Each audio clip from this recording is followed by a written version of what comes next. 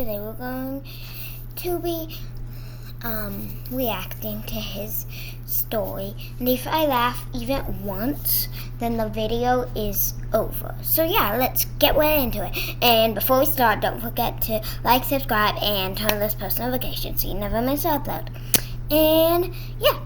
My teacher told me to stay back after class to discuss my behavior issues, so I immediately slapped her across the face. She fell to the floor, and I covered my mouth in horror. "I'm sorry, miss. I can't control it. You see, I'd had surgery as a kid. Doctors separated the right and left sides of my brain to treat my epilepsy, but it left me with a rogue left arm, meaning I physically couldn't control it, and it did things on its own without me wanting to." My teacher yelled, "To the principal's office, now," and dragged me while I screamed it was my rogue limb. The principal sighed, "I already called your mom. You can't keep being violent because of this made-up condition," but I punched him in the face before he finished his sentence. He clutched his nose, and I instantly grabbed the school trophy off his desk and hurled it at his head. He fell and screamed, "I'm calling the cops," while I cried and begged them to believe I couldn't control it. But then my left arm reached for the principal's prized paintball gun. He'd hung it behind a glass as the last thing his father left him, but I simply punched through. The glass shattered, and I grabbed the paintball gun and aimed it at him. My teacher lunged to snatch it from me, but I shoved her to the ground and started going Rambo on my principal with his own father's paintball gun. I wrestled the gun away with my right arm, but that's when my teacher tackled me. Tears ran from my face as I begged them to believe me, but they yelled, "You're going to prison." An officer walked in and saw my principal covered in paintball and bruises on his face, but I felt my left arm instantly curl into a fist. The principal screamed, "This boy is violent. He destroyed property and assaulted me." The cop went to ask me if this was true, and in response, my left arm punched him square in the jaw. He dropped, and I screamed, "No," because I knew assaulting an officer meant my was cooked. The cop got up and immediately pulled out handcuffs. I started crying as he put my hands behind my back, but that's when the door opened. My mom was panting with a stack of medical papers. "Whatever's happening is not his fault. I have the proof right here." She shoved them at the officer, and I backed away from everyone so I couldn't hit them. I watched the officer's face twist as he read. Then he shook his head in disbelief. "This is insane, but this actually stops me from being able to arrest you. Whatever your left arm does is legally not your doing." He tucked his handcuffs away and walked out without another word. The principal and teacher went red, and that's when my left arm rose up and gave them the middle finger. My teacher told me to stay back after class. My best friend Felix walked into our school dance in a full creeper costume while everyone else was dressed in suits and ties. He pointed, "See Sabrina over there? I've been in love with her since kindergarten, and tonight I'm finally gonna ask her out." His creeper costume looked legit, and I laughed while pointing at the "No Smoke Allowed" sign. "Are you going to explode or something?" He leaned in. "Just watch. You'll see." His creeper legs floated toward the dance floor as I sat there wondering if a kid in a creeper costume could actually pull this off. Kids started to back away from the creeper costume as Felix passed, clearing a straight path right to Sabrina. Then some guy pointed and yelled, "Creeper! Oh man! He's gonna explode!" Sabrina turned to look, but then our principal bolted across the room and grabbed Felix by the creeper's square head. "I will not let you destroy my dance and blow it up! My office now!" Felix's creeper legs started squirming, and he had no arms to fight back. My stomach dropped, and I couldn't let my bro go out like this, so I screamed, pointing at a random kid by the punch bowl. "Principal, he's spiking the punch with mystery liquid. Help!" The principal quickly let go and charged toward the punch table, snatching the kid by the collar so fast he dropped his cup and burst into tears. "It wasn't me!" Kids came sprinting from every corner to see the meltdown, and that bought Felix's window, and he slipped through the chaos towards Sabrina. He let out a loud creeper hiss. She spun around, and his whole costume exploded in a cloud of smoke as the entire dance screamed and ducked. When the smoke cleared, Felix stood there in a sharp suit and tie with a rose between his teeth, and Sabrina's jaw dropped. "They say creepers destroy everything, but I just wanted to blow you away. Will you go out with me?" She opened her mouth to answer, but just then, the smoke hit the ceiling, and the sprinklers burst on, soaking the entire dance as everyone shrieked. The principal grabbed Felix by the collar. "I knew you'd destroy my dance. You're suspended." But as he dragged Felix off dripping wet, Sabrina screamed across the flooded gym, "I've loved Minecraft since kindergarten." "Yes," Felix grinned. "Best explosion of my life."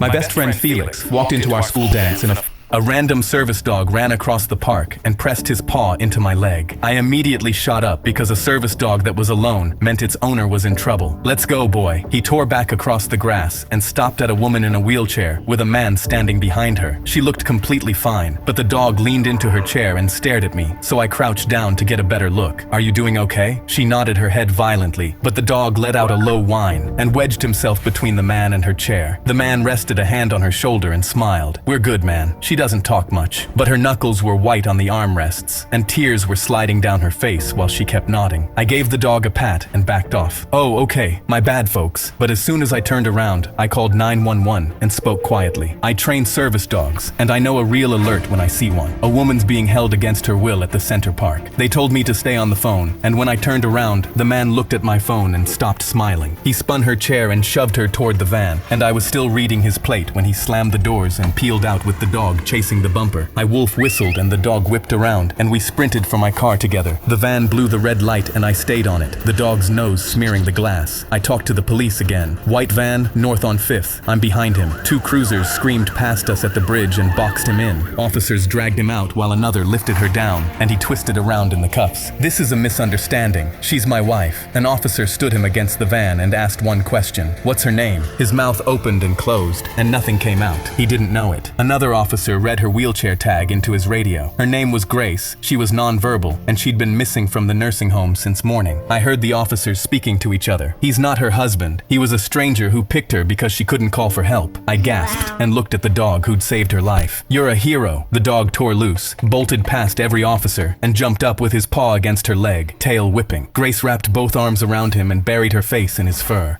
A random service dog ran. I was rattling my cup for money, feeling everybody judge me as they walked by, when a man in a suit pressed $50 into my hand. "I was like you once and someone helped me. This is my last 50, but you need it more than I do." I started crying because this was enough money for days of food, but when I looked up to thank him, he was looking side to side, squinting at the nearby bushes and parks. His face got redder, and he suddenly bent back down. "Wait, you're not a YouTuber?" I shook my head no, and he instantly snatched his $50 back. "Then why did I even give you any money? I thought someone would pop out with a camera and give me 10 grand for helping your filthy You tricked me. You should feel ashamed of conning people like this." He stormed away, muttering to himself. I sat there stunned because he only gave me money hoping this was a public stunt. Then I turned to my friend in the bushes with his camera and 10 grand in his pocket.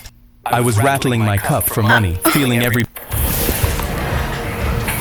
My brother and I were bragging about the girls we met at the festival when he asked, "What was the name of your girl?" I smiled. "Ava. What about you?" He frowned. "Mine was also called Ava." I laughed, thinking it was a coincidence, until Ava started walking over, and we both waved at the exact same time. 18 years of sharing everything, but neither of us was ready to share this. I jumped in front of him, getting ready to mob. "Hey, Ava," I pointed at her food. "That corn dog really sticks with me." I nudged her elbow, and when she laughed at my dumb dad joke, I swore I was winning. But my brother grabbed her hand and dragged her to the nearest stand. After just a minute, he won her a stuffed frog. I ran over, and Ava propped her chin in her hand. "So which one of you is the fun brother?" We both said me at the exact same second, and it felt like a knife fight. She hugged us goodbye and whispered something into his ear. 10 minutes later, both our phones buzzed at the exact same second. Mine said, "You're the cute one. Meet me at Rosie's Diner tomorrow at 7. I raised my fist in the air to celebrate until I saw my brother grinning at his phone too. I grabbed it, and my eyes widened. "Dude, she sent both of us the same text, word for word." He smirked. "May the best man win." The next night, we walked into Rosie's Diner and slid into her booth shoulder to shoulder. I put my hands on the table. "Ava, you need to make a decision." Her eyes darted from him to me and back, then gave up. "Relax," she said. "I wanted to see which one of you wanted it more. You should have heard yourselves." She flailed her arms around to make fun of us. Me, like puppies." She slid the second menu across the table. "So which one of you is staying?" I slid it right back. "You never liked us. You just liked us fighting over you." Me and my brother stood up at the exact same second. "Neither of us are staying." She grabbed the edge of the table. "You're seriously both leaving?" My brother chuckled. 18 years, he said, holding the door open for me. He turned to her. "You were never beating that." Outside, my brother hooked his arm around my neck. "The best men won. Corn dogs on me, little man." My brother and I felt my front tooth break the moment the mall cop slammed my head to the floor. "You think you can keep coming in here and walk..." I guess that was a laugh. I guess the video's over, guys.